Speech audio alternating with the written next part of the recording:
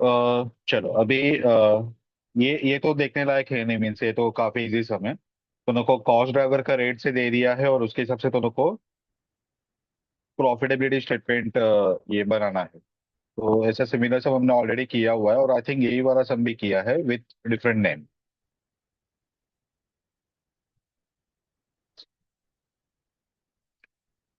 उसके बाद में है कॉर्पोरेट क्रेडिट रिस्क।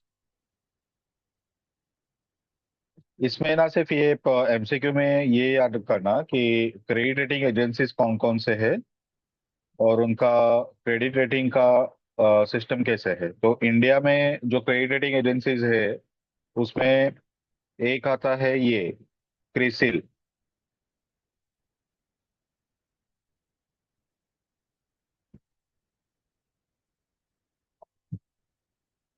क्रिसिल एक एजेंसी है। सबसे हाईएस्ट इसका मार्केट शेयर है, यानी कि around more than 60% market share इसी का ही रहेगा। दूसरा है इकरा करके, investment information credit rating agency. ये सब बाकी के हैं, लेकिन ये सब इतने, कैर भी एक बड़ा एजेंसी है। इकरा, कैर और क्रिसिल ये सबसे बड़े हैं, और जो बाकी के वो ये सब अलग अलग दिया हुआ है।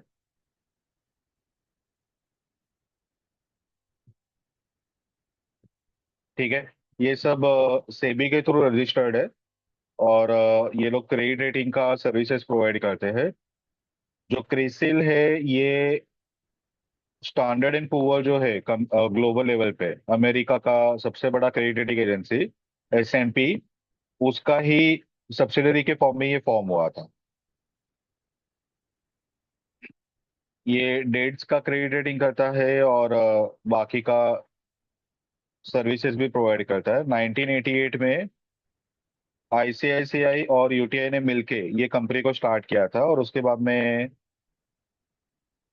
2005 में, अप्रैल 2005 में ये जो एस एंड पी है इसने इसका मेजोरिटी शेयर खरीद लिया, और ये कंपनी अभी एस एंड पी का हो गया है। इसका मार्केट शेयर है 60%। ठीक है। और इसका जो रेटिंग का स्टाइल है वो जैसे हमने कल कवर किया था, ट्रिपल ए, ए प्लस वगैरह का ये लोग का रेटिंग का स्टाइल है।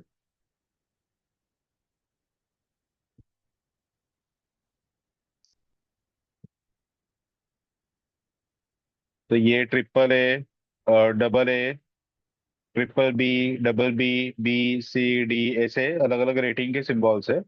अलग अलग जिसको दोनों को रेटिंग करना है उसके हिसाब से उसके सिंबल्स अलग अलग है। तो ये लॉन्ग टर्म सिंबल्स ये है फर्स्ट वाले। ठीक है। उसके बाद में सेकंड आता है शॉर्ट टर्म के सिंबल्स, उस पे A1, A2, A3, A4 और डी करके आता है। बाद में शॉर्ट टर्म ये अदर इंस्ट्रूमेंट्स के लिए ये वाला रेटिंग है, ऐसे अलग अलग सभी के लिए। तो ये तो तुमको याद नहीं करना है, लेकिन जस्ट क्रिसिल के ऊपर अगर उन्हें नोट वगैरह पूछा है तो तुम लोग को ये सब लिखने को जमना चाहिए। ठीक है। तो थ्योरेटिकली ये इंपॉर्टेंट है, इसे मार्क करके रखो।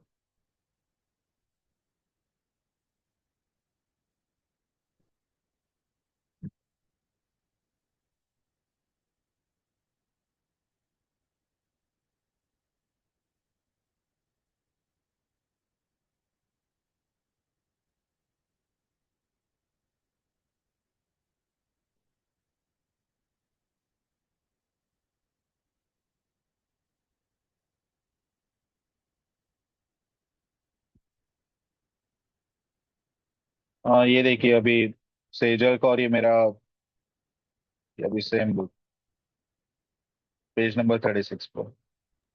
ऐसे कैसे हो रहा है ऐसे? नहीं ये मेरा वाला जो पीडीएफ था ना वो मैंने ओपन किया। अच्छा, तो इसीलिए। 377 तक ही वो साइक्रोनाइज कर रहा है ना, वो वाला पीडीएफ है। तो हाँ, इनिशियल पेजेस यहाँ से यूज करके बाद में देखा जाएगा आगे का। ठीक है। दूसरा सिबिल स्कोर का ये रेटिंग। अब इसमें बेसिकली क्या होता है कि कॉर्पोरेट के लिए जो रेटिंग दिया जाता है ना वो क्रिसिल वगैरह देते हैं। ठीक है। और वो क्रेडिट रेटिंग एजेंसीज वो लोग उसका रेटिंग देते हैं। और इंडिविजुअल्स का जो क्रेडिट रेटिंग है ना वो ये सिबिल स्कोर में कवर होता है। ठीक है। तो सिबिल स्कोर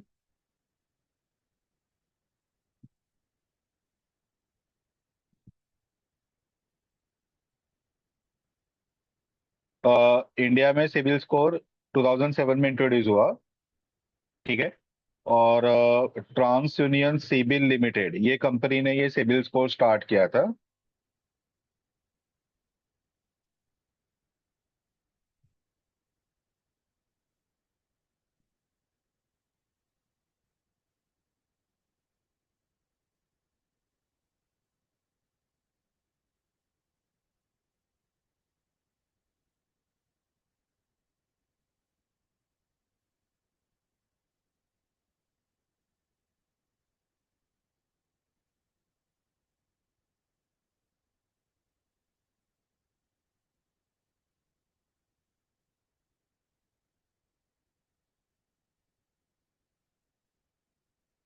हाँ, तो ट्रांस यूनियन सिबिल लिमिटेड ने ये स्टार्ट किया था। स्क्रीन दिख रहा है ना सभी को? हाँ हाँ सर। सर, अभी दिक्कत। हाँ। ये जो कंपनी है वो सेटअप हुआ था 2000 में। ठीक है। आरबीआई के रिकमेंडेशन के ऊपर ये कंपनी को सेटअप किया गया था। और सिबिल स्कोर वो इंटरनेशनल लेवल पे फीको, उसके लाइन पे 3 डिजिट का नंबर यहाँ पे दिया जाता है। मिनिमम सिबिल स्कोर रहता है 300 और मैक्सिमम रहता है 900। ठीक है, 300 से 900 के बीच में। तो इस पे होता है ऐसा कि अपना ये जो भी फाइनेंशियल ट्रांजेक्शन है, जैसे बैंक्स का है, इंश्योरेंस का है, या जो भी फाइनेंशियल ट्रांजेक्शन है, ये सब कुछ ये सिबिल स्कोर में रजिस्टर होता है। तो जैसे अगर सपोज मैंने कुछ नया लोन वगैरह लिया, तो ऑटोमेटिकली मेरा रिस्कीनेस बढ़ गया तो मेरा स्कोर कम हो जाएगा। ठीक है, मैंने नया क्रेडिट कार्ड अप्लाई किया तो मेरा सिबिल स्कोर कम होता है। ठीक है। अगर मैं लोन को रीपे करता हूँ, ठीक है, तो ऑटोमेटिकली मेरा सिबिल स्कोर बढ़ेगा। अगर मेरा कोई चेक बाउंस हुआ, ठीक है, तो वो केस पे सिबिल स्कोर कम हो जाएगा। कुछ डिफॉल्ट्स में मेरा नाम है तो स्कोर और कम होगा। तो ये 300 से 900 के बीच में, ठीक है, ये सिविल स्कोर रहता है। नॉर्मली 750 से 900 के बीच में सिविल स्कोर रहेगा तो दोनों को लोन वगैरह एकदम फास्ट मिल जाता है। अगर 750 से कम है, 750 से कम है सिविल स्कोर, तो वो केस पे दोनों को लोन वगैरह के लिए प्रॉब्लम होता है। बहुत सारे जगह पे लोन रिजेक्ट होता है, या तो फिर रेट ऑफ इंटरेस्ट बैंक वाले ज्यादा चार्ज करते हैं। तो यहाँ पे दोनों को उसका रीजंस दिया हुआ है कि सिबिल स्कोर कैसे अपडेट होता है। तो पहला है पेमेंट हिस्ट्री।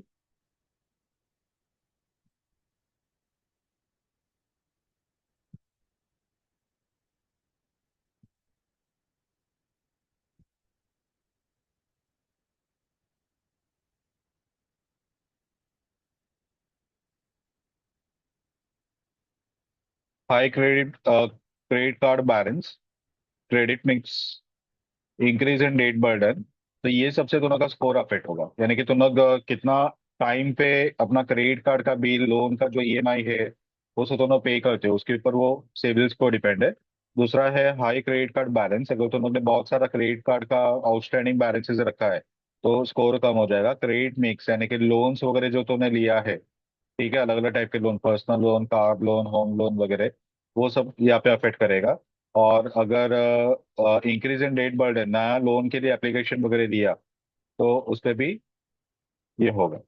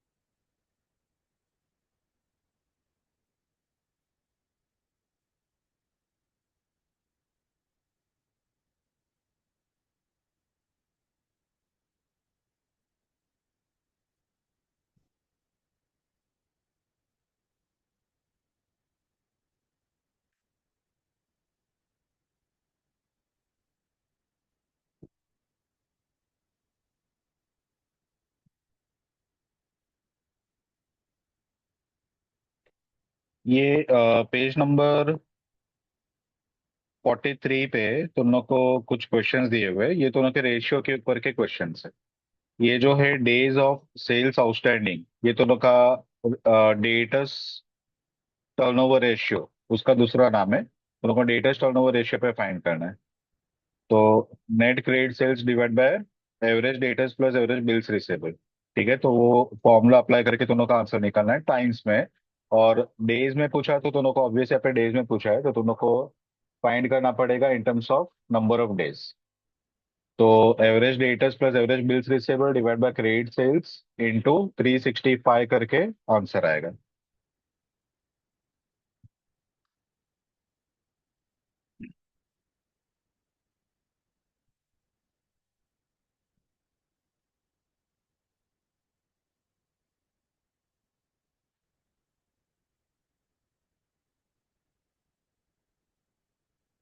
और chapter 2, performance measurement evaluation and improvement tools.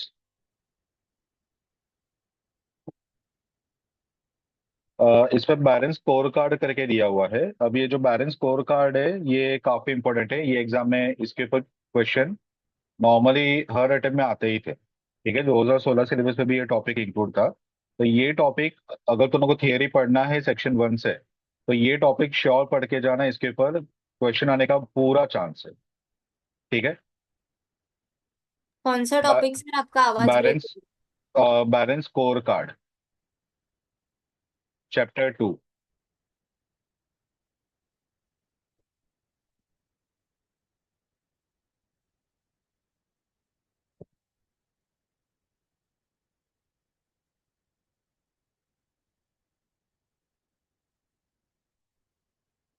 अभी भी ब्रेक हो रहा है आवाज?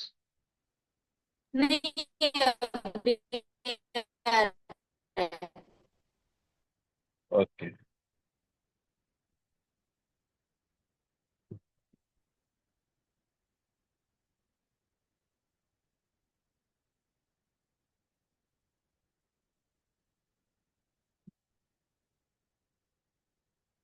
ड्यू पॉइंट एनालिसिस सेकंड 2.2 है।